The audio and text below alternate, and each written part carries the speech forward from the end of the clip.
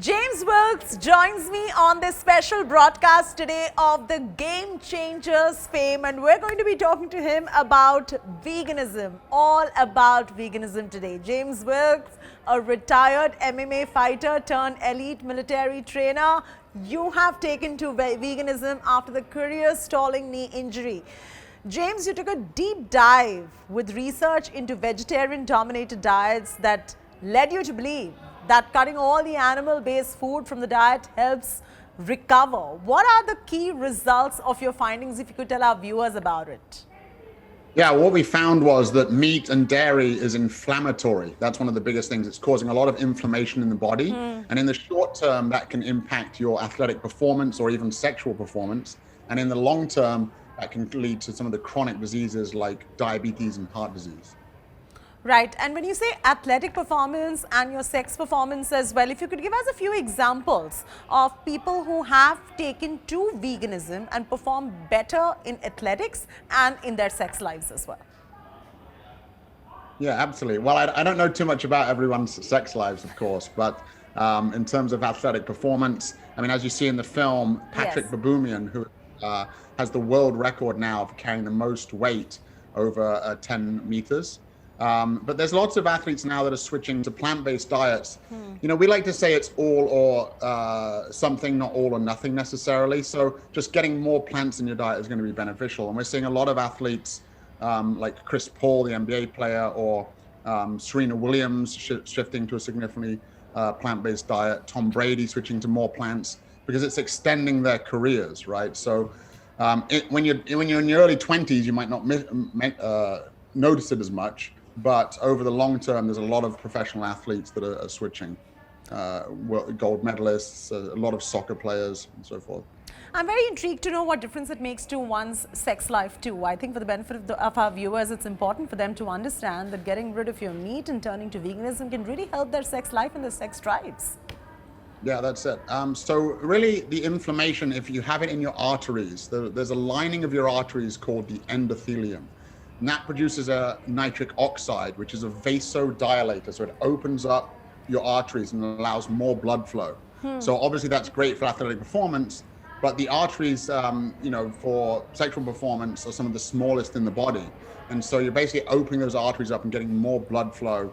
And more blood flow is obviously going to be better for both men and for women. That's very interesting. Now, you know, there's been an ideology for a while, James, real men eat meat. It's been known for a while, but you are dead against this particular ideology. Tell us why. Yeah, I mean, I think it's really, there's a couple of reasons why we've been led to believe that. One, I think hunting, you know, for men has been shown to, like, you know, they think, well, if a man can go and hunt some big animals and bring them back, right? Like if we go way back, you know, bring them back and put them on the campfire, men feel like they're then providing, you know, if they can have meat.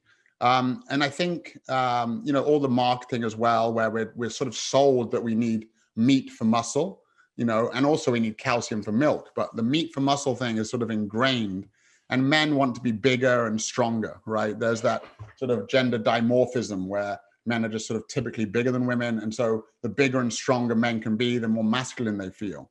But the reality is that we don't need meat to build muscle. We need protein. And what it turns out is that animals are just the middlemen.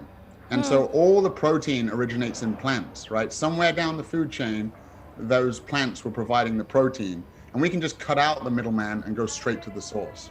You know, James, there's always a fear when it comes to veganism, and I have to admit, I've been guilty of it as well. I've tried many times to follow a vegan diet, but low protein becomes one of the main reasons people like me and many people that I know often discard veganism.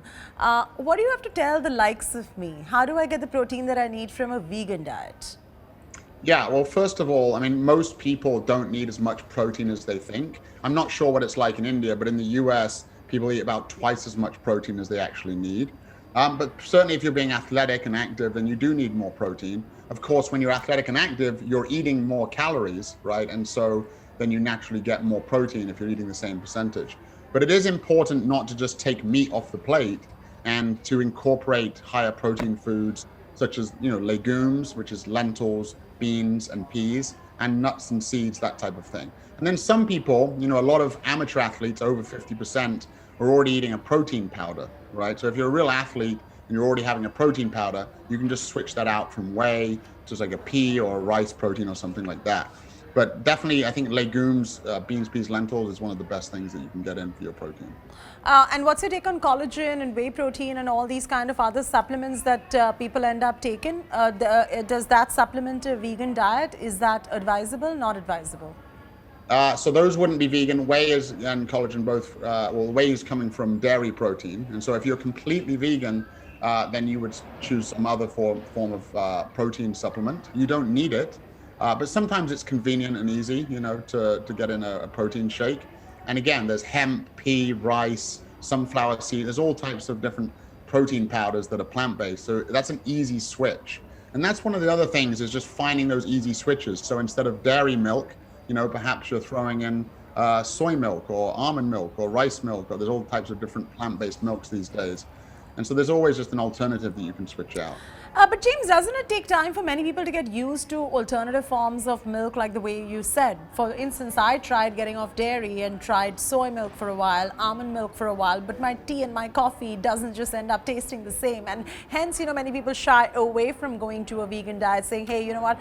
You live only once, why not just consume it, but consume it in moderation? What do you have to tell us? Yeah, I actually don't think that's unreasonable. Like, I personally don't eat any meat, dairy, or eggs. But again, it's all or something, not all or nothing. So if people can just shift and get more plants. So for example, let's say someone says, well, I really like cow's milk in my tea. Well, that doesn't stop you from trying to shift towards more plant-based in all the other areas, right? So I don't think you can let one or two things here. Over here, people might say, I eat turkey for Thanksgiving. Well, that's once a year. So sometimes, it shouldn't be black and white and all or nothing. It's just try and make that switch. I don't really like a lot of plant-based milks in my tea either. And being from England, I drink tea twice a day. And so I found that I like oat milk. So it's just trying different things and seeing what you like and what you don't like. James, let's talk about several lifestyle diseases now. So many lifestyle diseases are being reported with people living busy lives in the city. The urban life ends up taking a toll on them. I was speaking recently to an Ayurvedic doctor who suggested that veganism helps get rid of inflammation, just like you mentioned, in the body. Does it also have the capacity to reverse these lifestyle disorders? Say if one is going through any kind of a lifestyle disorder, turns to veganism, gets rid of the inflammation, do you think that there is a chance of reversal? There do appear to be a lot of studies that are indicating that there are reversal. I think a lot of times there's some nuance in the language as to what reversal is, but with heart disease, for example, we see that there's less incidences of heart attacks, less incidences of angina, chest pain, and less incidence of death from heart disease once you switch to a plant-based diet.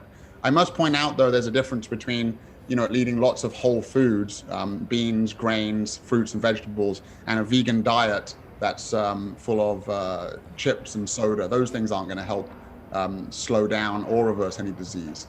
But in terms of, So you got to pick well. You got to pick well in terms of when you get into veganism, what exactly you're consuming, right?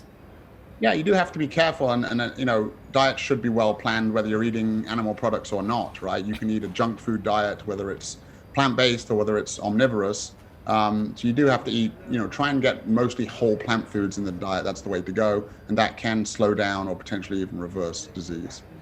How harmful, according to you, James, are gluten and dairy, even for the ones who do not have, say, a celiac disease or the ones with no signs of lactose intolerance? Do you think that gluten and dairy still can be very detrimental to one's existence? Well, the large study where the gluten-free craze really got kicked off was by a professor called Peter Gibson. And so, now it's become a multi-billion-dollar industry, the gluten-free industry.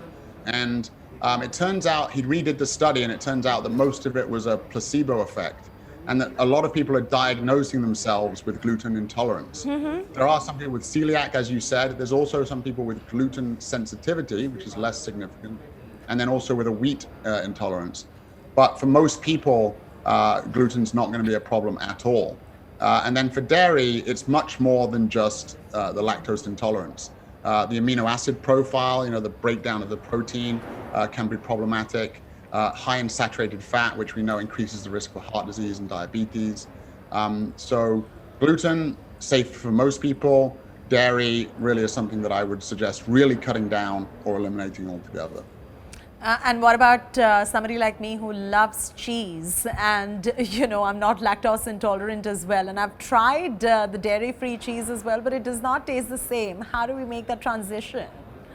Well, yeah, cheese can even be a little bit worse than just drinking the milk because you've got a concentration of the casein, which is one of the two types of protein in milk, whey and casein. And casein seems to be problematic. There's been quite a lot of studies done in cancer, and that can potentially increase the risk. It's actually the sulfur-containing amino acids in that dairy protein. Unfortunately, a lot of the plant-based cheese alternatives weren't great a few years ago, and some of them maybe still aren't great, but you can certainly, there's quite a few now that are coming out that are nice. And then also you can sometimes, make things kind of cheesy with all different ingredients rather than just cheese. So you're saying a vegan diet can also be as yummy as a non-vegan diet? I actually find that I eat a lot more tasty food now. To my wife, every week now, I'm saying, can we have this once a week? But I've said that about 100 times. Yeah. Of course, there's not meals in the week, but it's not just salads and twigs and berries. You can still have burgers and pizzas and lasagna and soups and everything that you can really eat. Chana masala I really enjoy. So there's lots of dishes that you can really make with chickpeas and beans and so forth. I didn't know you were a fan of chana masala and chole bhature. I am, absolutely. Oh, really? That's love fantastic. Indian food is actually my favorite food. I'm so glad to hear that. What is it in Indian food that you love the most? Oh, just that there's such variety with all the different spices and so forth. Yeah? Just really, really enjoy it. Yeah. That's very interesting to learn. Also, coming back to going dairy-free, do you feel that going dairy-free and vegetarian and more so vegan is environmentally more sustainable? Absolutely. We know it's the number one thing that anybody can do personally in order to help the environment. So that's with climate change, with water pollution, with water shortages. If you switch to a completely vegan diet, for example, you save on average 1 million liters of water per person per year. And that's because of all the water that's fed to the cattle and the livestock. People think about water consumption as in turning their faucet off or having a shorter shower, but that pales in comparison to the water that we're feeding to the animals directly, but also primarily that we're watering the crops that then we feed to the animals. It's a very inefficient system, and we want to cut out the middlemen, both for our health and for the environment. All right, so let's now get a quick sense from you in terms of an active balance when it comes to vitamins, proteins, carbs, healthy fats, a rough outline from James Wilk on what the diet should really consist of. And we'd also like to know from you, what is your diet consists of? So what do you start with breakfast? What's for lunch? What's for dinner? I'm also urging people to go ahead and watch the Game Changers, but for the ones who haven't, let's hear it from you. Absolutely. Well, I think people are getting really hung up. There's always these waves of interest of like low fat or high fat or low carb or high carb. And the reality is it's more about the quality of those carbs. So in 2018, Harvard did a study and showed that if you replaced animal fat and protein with animal protein and fat from plant foods, there was an 18% decreased risk of death. And if you replaced if you kept in those animal foods, there was a higher rate of death. And so it's more about the types of foods. And so we want to be getting lots of greens, lots of berries, whole grains, and fruits and vegetables, nuts and seeds. And not worry too much about the carb protein ratio. If you're an athlete, you do want to get plenty of carbs in to fuel those muscles. Personally, this morning I had oatmeal with peanut butter and berries and then cherries. Yum. And things like that. And then for lunch, I'll probably have a wrap with some hummus and cucumbers and peppers in it. And then hopefully tonight, maybe I'll get a chana masala with some chickpeas as well. So, there's lots of variety, and it's just, you have to fly to India for that dinner then if you want to have chana masala. You can't be sitting there and having chana masala without us. Yeah, it can never be as good, right? So I actually haven't been to India yet, so I'd love to come out and... You must. You get the best chana masala over here, James. Absolutely. But people should just find out what they like, and try and sort of veganize their food if they will. because not everyone's going to like, what I like. Yeah. So most of us women, after a certain age, we see that our metabolism goes for a toss. It slows down for many.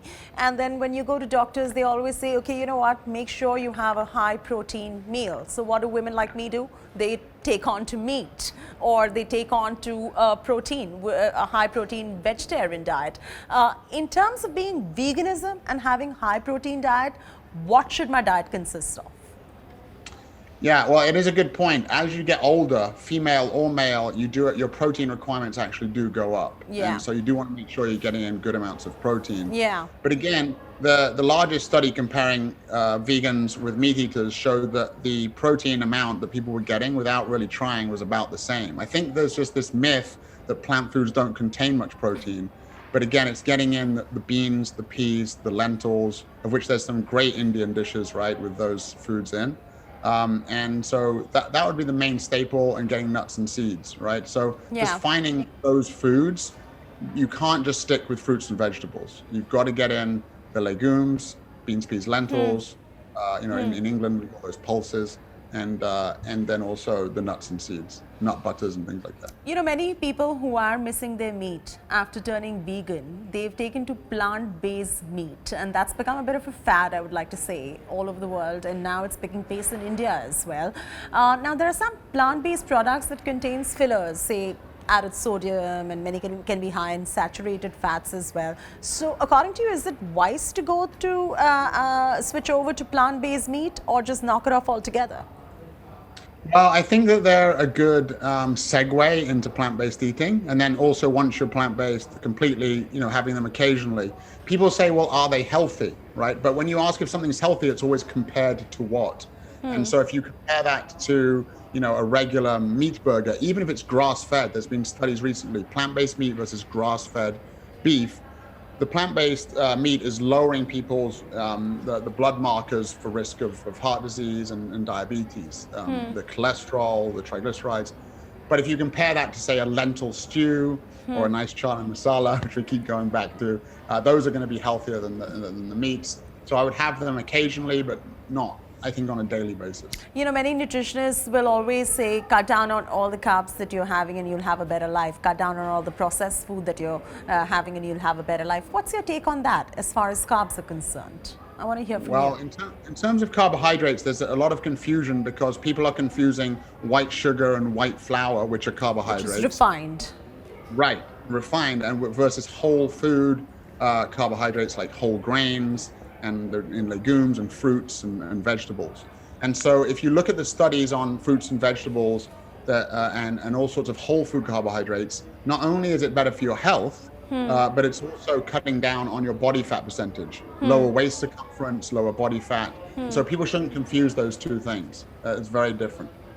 That's very interesting. Before we wind up, James, a few tips that you'd like to give out to our viewers and also urge them to go watch The Game Changers to get a better perspective on veganism?